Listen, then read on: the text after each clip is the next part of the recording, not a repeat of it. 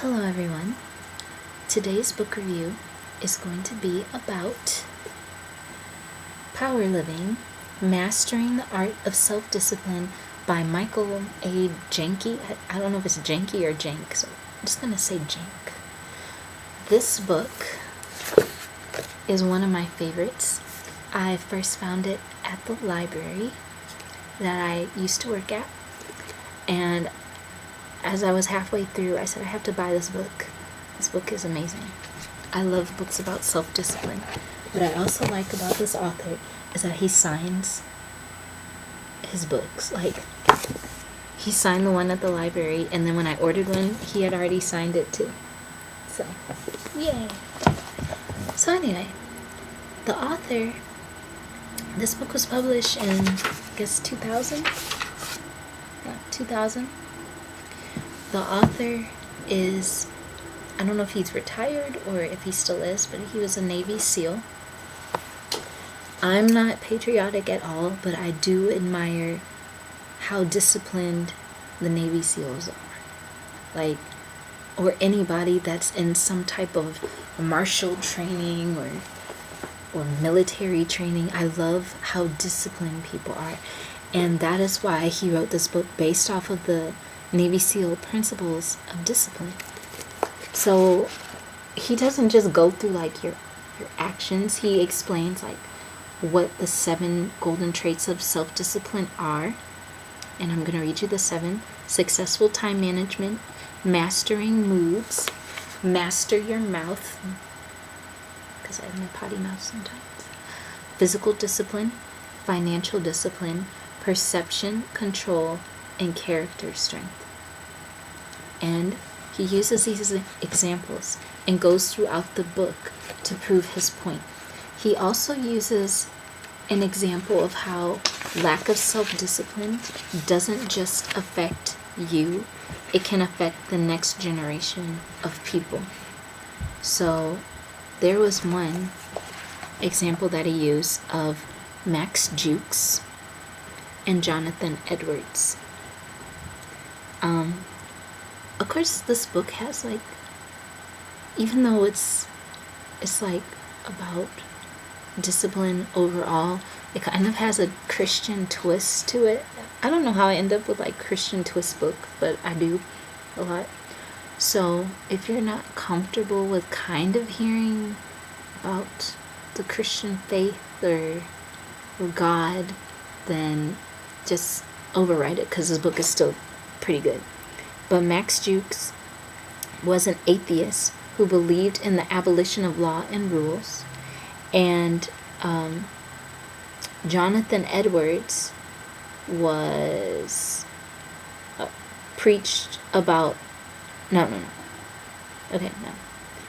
Mr. Jukes believed in and preached about a lifestyle of free sex, no law, no formal education, and no responsibilities.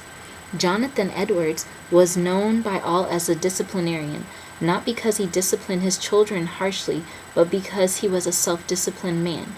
He became a preacher that believed in leading by example. He authored 2 books on the subjects of responsibility and integrity. Both of these men came from very similar backgrounds, but developed opposing lifestyles and beliefs. The only common ground these men shared was that they both fathered 13 children. So he talks about the legacies they left behind. So the one that was like free love and sex for all, kind of sounds like George Gordon, Lord Byron, Max Jukes. He has 1,026 descendants. His legacy of descendants include 300 convicts, 190 prostitutes, 536 alcoholics and drug addicts. Whereas Jonathan Edwards had 929 descendants. His legacy includes 430 ministers, 86 college professors, 75 authors, 13 university presidents, 7 congressmen, 3 governors, and 1 vice president of the United States. So, yeah. Self-discipline is very important because it just doesn't affect you. It also affects your children. Haven't you heard of like those situations where let's say, a senator or some political figure, somebody in the public eye, couldn't handle their sexual cravings and they had an affair on their husband or wife, and then the next thing you know, their whole family's torn apart and the children are just like, why is this happening? And everybody suffers. There was one guy, he had an affair, I heard about this somewhere, and his son committed suicide because of the humiliation of the affair, because he couldn't have discipline with his sexual desires. So discipline goes deeper than just you. Another thing that I like about this book is he mentions physical discipline. You cannot get stuff done if you're sick. I mean, you can, but it's going to take much, much longer. So he gives examples of exercises.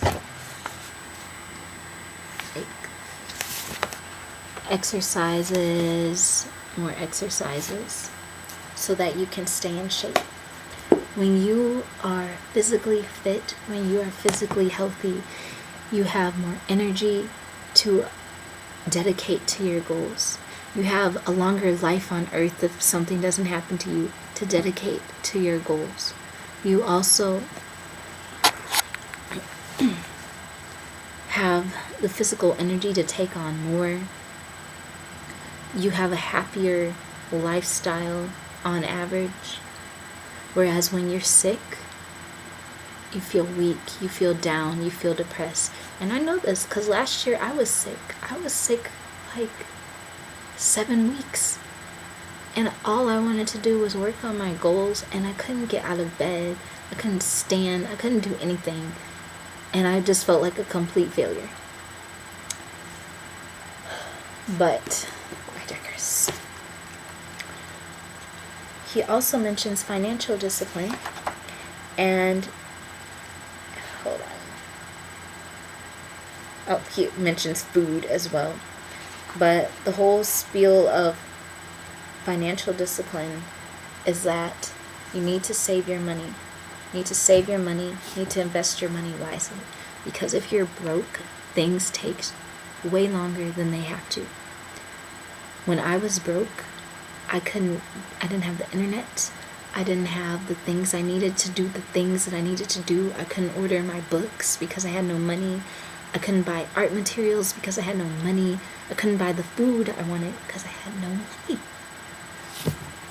So when you are disciplined with your finances, you will be able to move forward with confidence. You won't have to lose sleep at night over, will I be able to pay this bill? Will I be able to pay that bill? I'm in debt. I can't afford this. I can't get this for my children. I can't get this for my partner. I can't do anything because I'm broke. Whereas when you have more money, on average, you have that security. So when you have your foundations, like Maslow? Just the hierarchy of needs. Basic foundation. You need your food, your shelter, everything. If you're broke, usually that goes away. So yes, develop mental, physical, and spiritual discipline. I would recommend this book. It's not a book that you read just once. You gotta read it like maybe 2 or 3 times and practice the exercises in there. They're pretty good. After I read this book, I felt like I was just the biggest slob in the world. Like I didn't do anything.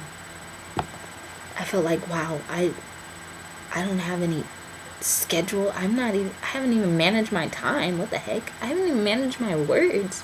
So this book put me on track. So thank you for watching this video.